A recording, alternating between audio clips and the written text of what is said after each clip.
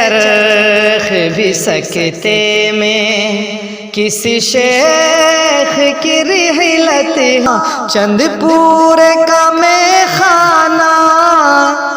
اس سے ہی نمایاں تھا تھی فارسی گھوٹی میں تھی فارسی گھوٹی میں غمگین ہے ذاکر اب صابر پہ ستم ٹوٹا اور عارف و عبداللہ دونوں ہی پہ غم ٹوٹا جابر و سمی پر بھی جابر و سمی پر بھی برپا ہوئی شامت ہے چرخ بھی سکتے میں کس شیخ کی رحلت ہے چرخ بھی سکتے میں دیکھو علی جاں کو روتے ہوئے جاتے ہیں افتخار پہ غم ٹوٹا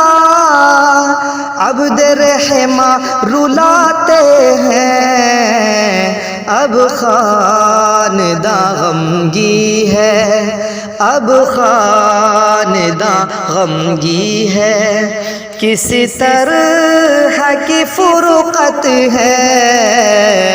اب خانداں غمگی ہے کسی طرح کی فرقت ہے چرخ بھی سکتے میں کس شیخ کی رحلت ہے چرخ بھی سکتے میں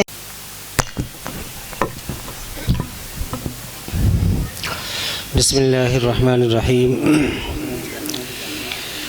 نحمدہ ونصلی ونسلم علی رسولہ الکریم اما بعد اعوذ باللہ من الشیطان الرجیم بسم اللہ الرحمن الرحیم کل من علیہا فان ویبقى وجہ ربک ذو الجلال والاکرام۔ حضرات، جتنے بھی حضرات یہاں موجود ہیں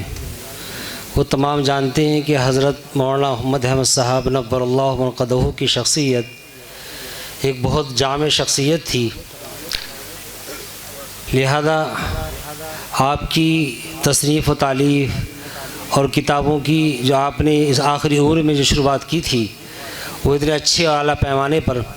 کہ ان کتابوں کا مقابلہ یا توازن اگر کیا جائے دیگر کتابوں سے شروحات ہیں، بہرحال تو اس کے مقابل نہیں ملتی ہیں۔ سب سے بڑی بات یہ ہے کہ کتابوں کے تعلق سے اشعاروں میں جو ترجمہ بھی کیا ہے، ان اشعار کا جو فارسی کا اشعار ہے اردو اشعار میں ان کو ڈھالا ہے۔ یہ ہر ایک کی بات نہیں ہوتی کہ اس کو کوئی بھی کر دے، یہ باکمال انسان ہی ایسا کر سکتا ہے جو ادیب ہو اور اس کو تمام رموز سے واقف ہو، تمثیلات سے واقف ہو، وہی کر سکتا ہے۔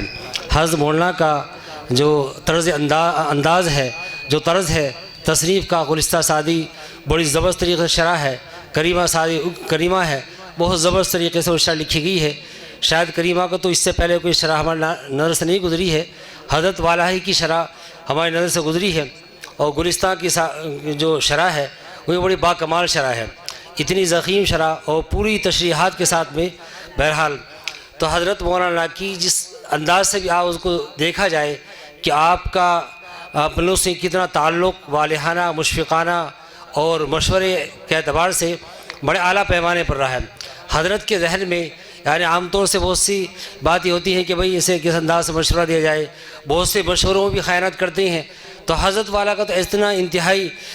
مشورہ ہوا کرتے تھے کہ بالکل دل لگی کے ساتھ میں، اور اس کی کئی تشریحات کیا کرتے تھے کہ آپ ایسے بھی کر سکتے ہیں، ایسے بھی کر سکتے ہیں، ایسے بھی کر سکتے ہیں، چونکہ بہت سی چیزوں میں ان سے مشورہ بہرحال طلب ہوتا تھا، تو بہرحال حضرت والا کئی اس کی یعنی بہرحال وہ بتلایا کرتے تھے۔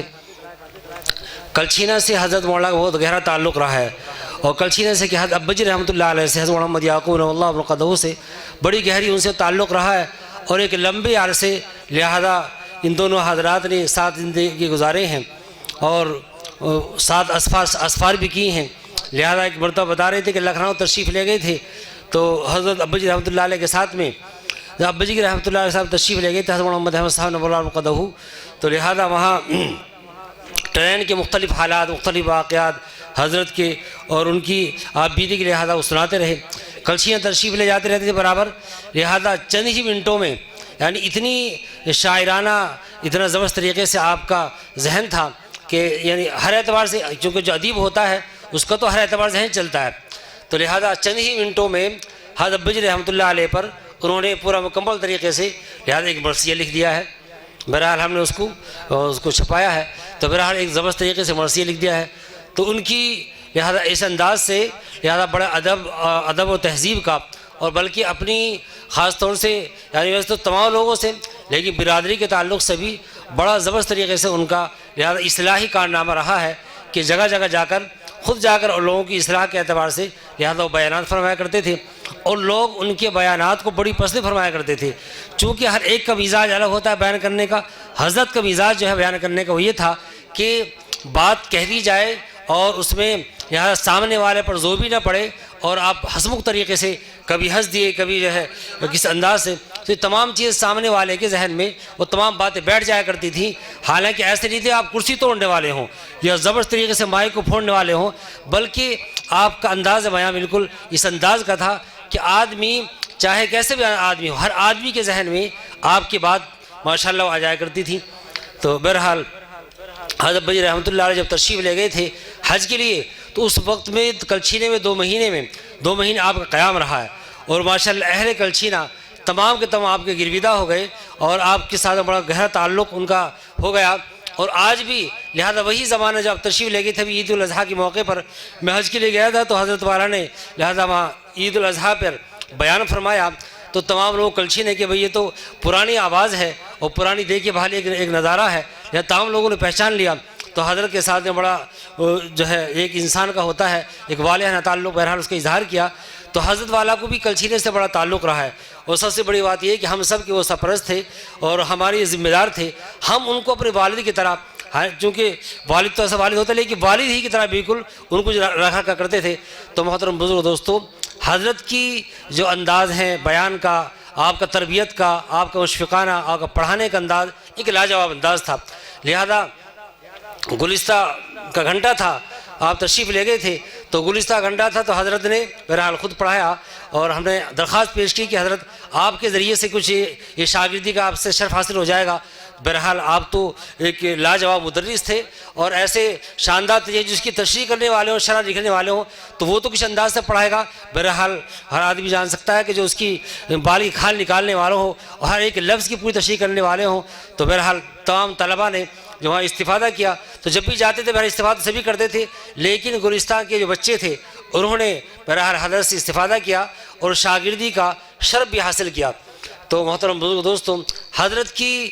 جو ہے یعنی پورے علاقے میں، ہمارے علاقے میں ادھر بھی ماشاءاللہ بڑی اصلاحی کارنامے رہے ہیں، اور ایک بات یہ ہے کہ اپنے آپ کو کسی کے سامنے ایسے نہیں جھکایا جیسے عام طور سے وہ زیادہ جھکا دیتے ہیں، کسی مالدار کے سامنے یا کسی امیر کے سامنے یا کسی جو ہے متومر کے سامنے، لہٰذا لیکن حضرت کا اپنا ایک انداز تھا اور اپنا بات کہنے کا کرنے کا ایسا انداز تھا جو ایک عالمانہ ہوتا ہے، ایک متبرانہ اور فقیحانہ ہوتا ہے اور ایک حکیمانہ ہوتا ہے، اس انداز سے بات کیا کرتے تھے۔ لہذا سامنے والا چاہے کوئی بھی ہو، کتنا بڑا انسان ہو، وہ آپ کی باتوں پر اثر لیا کرتا تھا۔ لہذا ان کی مالداری اپنی جگہ، ان کا لہذا امیرانہ نگاہ اپنی جگہ، لیکن حضرت جب بات کیا کرتے تھے تو لہذا یہ انداز تھا کہ حضرت کا کہ وہ خود لوگ ان سے متاثر ہوا کرتے تھے۔ اور چونکہ جو ایک عالم کا ایک طرز ہے، ایک انداز ہے، اور جو کتابوں میں ہے کہ عالم کو کسی کے سامنے نہیں جھکنا ہے، تو آپ کا بالکل صحیح انداز یہ تھا کہ آپ کسی کے سامنے نہ جھکنا ہے، نہ کسی کے سامنے اس انداز سے بات کرنی ہے کہ بھئی وہ لہذا وہ ہم کو لہذا حضرت کو کمتر سمجھے، ایسا نہیں، بلکہ حضرت کی ایک شان تھی، اسی شان کے ساتھ میں اپنی باتوں کو لہذا اظہار فرمایا کرتے تھے۔ تو محترم بزرگ دوستوں، لہذا حضرت عمر فاروق صاحب رضی اللہ قدہ ایک مرتبہ فرما رہے تھے ہمارے سامنے کہ اتنے بڑا آدمی ہے، اتنے کام کے آدمی ہے کہ ان کو کوئی بھی کتاب دے دو، کہ لہذا کسی موضوع کتاب دے دو، لہذا ہر ایک کو مکمل طریقے سے اس کا حق ادا کریں گے کہ اتنا بڑا کام کے آدمی ہے لیکن یہ مدرسے میں، لہذا اس کی تعمیرات میں اور اس کی جو کہ جب مختم ہو جاتا ہے تو بہت بڑی ذمہ داری اس کے اوپر عائد ہو جاتی ہے۔ تو بہرحال تو حضرت فرما رہے تھے کہ اگر یہ کہ مدرسے میں مستقل رہتے تو بڑے اساتذہ اور بڑے